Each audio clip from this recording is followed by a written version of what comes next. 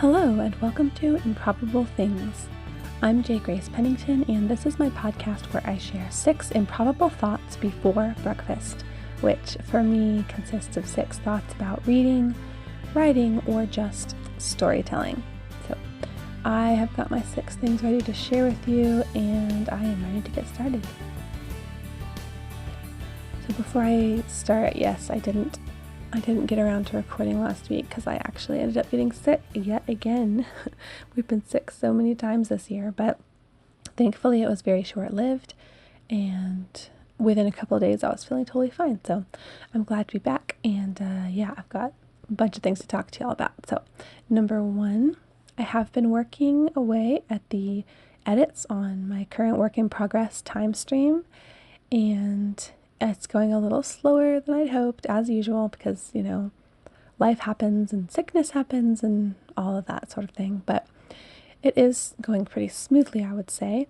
I'm almost done marking up the manuscript to make note of changes that need to be made. And I had some good conversations yesterday with my brother who finished reading it, and some good feedback, some good brainstorming. So I think I know the things in it that do need to be changed. Nothing too major, thankfully. I think the plot is pretty good as it is. It just needs some tweaking here and there. I do need to rewrite the opening. That's going to be the biggest part. It's kind of unfortunate having the most work that needs to be done with it being right at the beginning. Because then I'm kind of like slightly dreading diving into the actual rewrite, because I know I'm going to have to just basically start almost from scratch on the opening of the book, but it's okay. It's fine. We will get there. And yeah, we'll see. I'm still hoping to maybe get it published the end of next month, but we'll just see how it goes. I'm doing my best, and it's been really nice getting to actually, talk to people that have read it. I've gotten complete feedback from a couple of readers, and then I have only one more chapter left to read to my husband, so we'll see what he thinks, if the ending needs any tweaks. But overall I think it's pretty solid. So I'm excited to get this one out to you guys. I think it's going to be a lot of fun. Number 2, I ended up hearing from Audible that the audiobook for book 2 in his image is approved, so it's actually available for sale on Audible right now.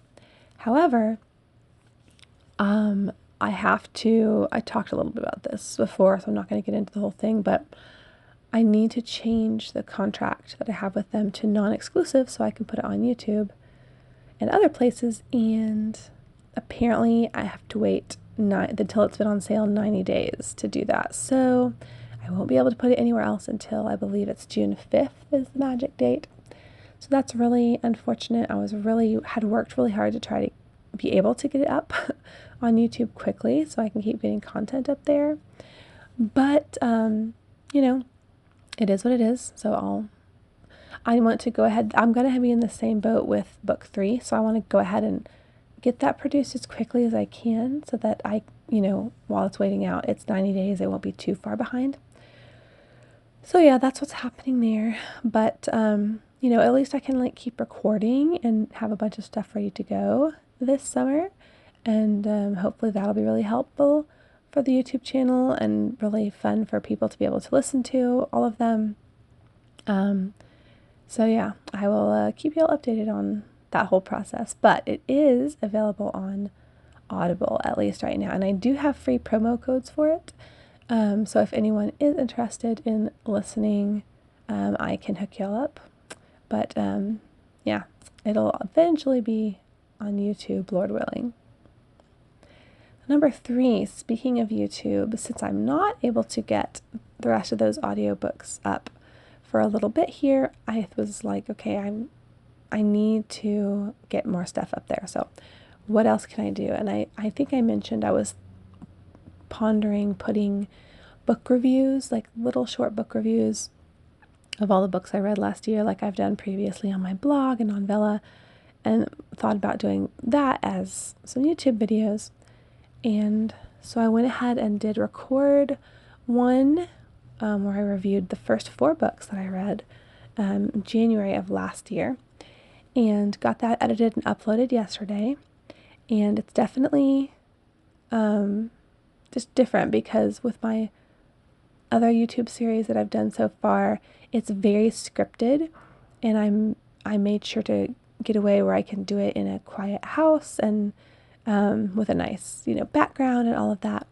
And in this case, I thought, I'm not going to put myself in a situation where I have to wait for the perfect opportunity to record, so I'm just going to see what I can do at home.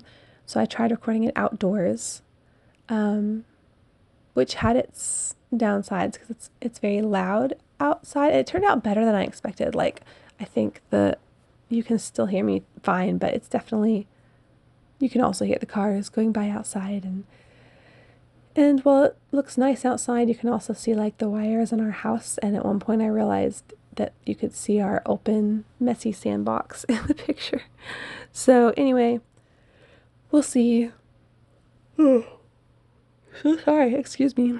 I just woke up like 15 minutes ago. So, but I think it was pretty good overall. I definitely, as I was watching it back, I say and like and things like that too many times, but I'll keep working on it. Hopefully, at least the reviews might be interesting or helpful to people, and I'll keep experimenting with where and how to record those, but I think I've always enjoyed getting those short reviews out there and just kind of share my thoughts with people on all the many books that I read, because I read so many and they're so varied and I have so many different kinds of thoughts about them. Some of the books I've read are terrible and some are wonderful and some are in between, and I love to let people know,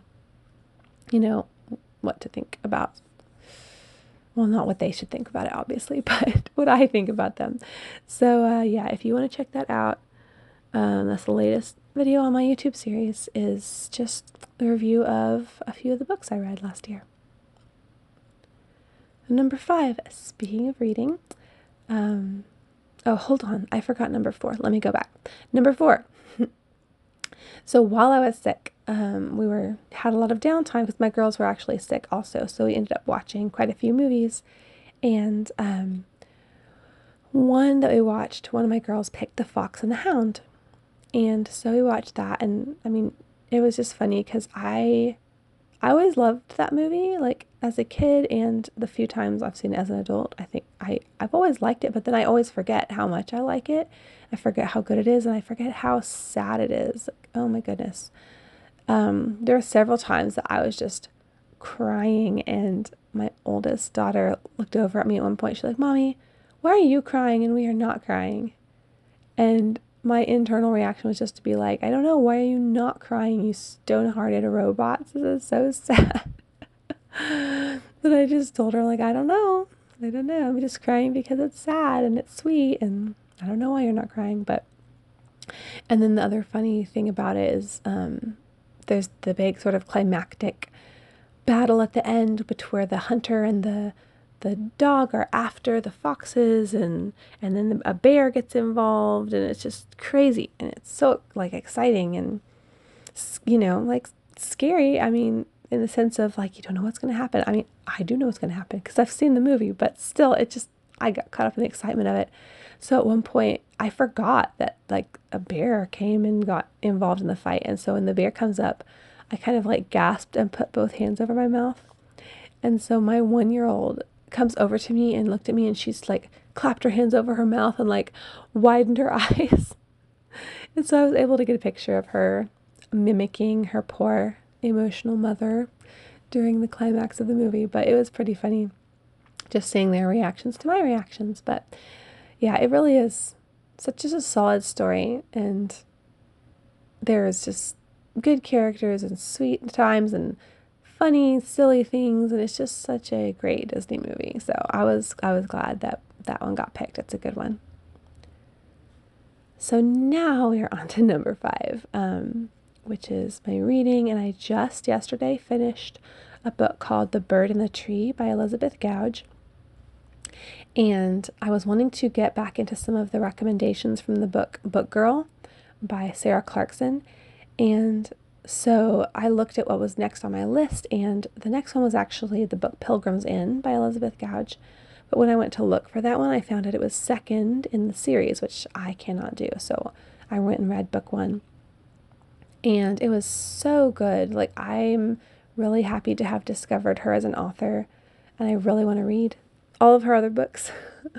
There's so many people I want to read all of their books, so I need to keep reading fast. But this book was just so good. It was very beautifully written, like very poetic in its descriptions, and also just in the way that it talks about things like duty and nobility and life, and but yet, still down to earth, in a lot of ways. And in a way, it was kind of a simple story, but it was very, it had a lot of depth just in the way it was communicated and the way you get into the heads of multiple different characters. And I really like too how you'll get to see one character and their thoughts and mindset and struggles and all that, and then once you kind of move to someone else's point of view, you'll realize there's stuff going on that first character didn't even know about, and you just get to see this sort of rich inner life of each person. And maybe, in one case, like there's the mother doesn't have a lot of sympathy with the daughter, and so maybe you have this one view of the daughter, and then when you get into the daughter's head, you kind of realize her own very full, rich inner life and her own, nuances of her relationship with the mother. So a lot of that kind of thing, and just the outlook on life, I was very beautiful, but not in a way that was, overly idealistic. Like, it felt very honest about the pain of life and of sacrifice. And anyway, I know I'm not being very specific, but it's just, I really loved it, and definite 5 stars on that one. And I want to dive right into reading the next book in the series, but I have to read my book that's for book club because it's in a week, and the book is massive. I'm starting to slightly panic that I haven't started it yet, so I need to get reading on that. But I'll get back around soon to Elizabeth Gouge's books because I'm absolutely sold on her writing. So number 6, related to that book kind of got me thinking about book titles and the way that a title can draw attention to something specific in the book. So I go into this book, it's called The Bird in the Tree. And I mean, the book is not about a bird in a tree. Like, there's not an obvious reason for that title. It's about people living in a specific place and like their struggles with how to live their lives, basically. But you go into the book and you kind of have this thought in your head, like, why is this called The Bird in the Tree? Like, what is the point of this title, and how does it relate to the story? And what I found is that anytime a bird or a tree or both are mentioned, it draws your attention to that, and you think, oh, is this why it's called The Bird in the Tree? Or what makes you think, what is being said? What is being communicated by this bird? Like, what's the meaning of it? Like, it kind of makes you really notice. And I was thinking, if this book was not called The Bird in the Tree, if it was just called The Elliots or whatever, then you would not notice this much. You just kind of you wouldn't really hardly notice at all. You'd just be like, oh, a bird and singing in a tree or whatever. And so the fact that the title draws your attention so strongly every time, and I think that does end up telling you something about what the author's trying to communicate and the way that she wants to communicate it. And so I was just thinking then about how I have tried to do that, not in the same kind of way, but just having a title where the meaning is not immediately obvious. I've done that with quite a few of my books, and I like that tactic a lot. Like the first book in the Firmament series, Rady Alloway, obviously that's not a real word, and so nobody has any idea what it means. And so I think it gets mentioned maybe like a quarter to a third of the way into the book was when the word's first mentioned, and that was my intention, is that then you realize, oh, this is something very important, because this is the title of the whole book.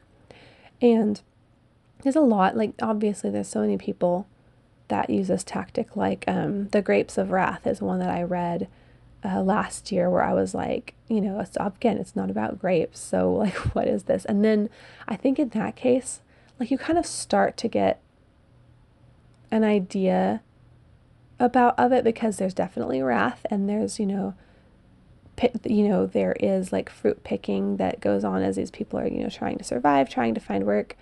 But I don't think that the actual phrase, the grapes of wrath, was used until close to the very end, but it just makes it stand out. And when that phrase occurs, it's kind of part of something that is really summing up just the meat of the message of the story. And so again, it just really draws your attention to it, because you see the title and it makes it stand out.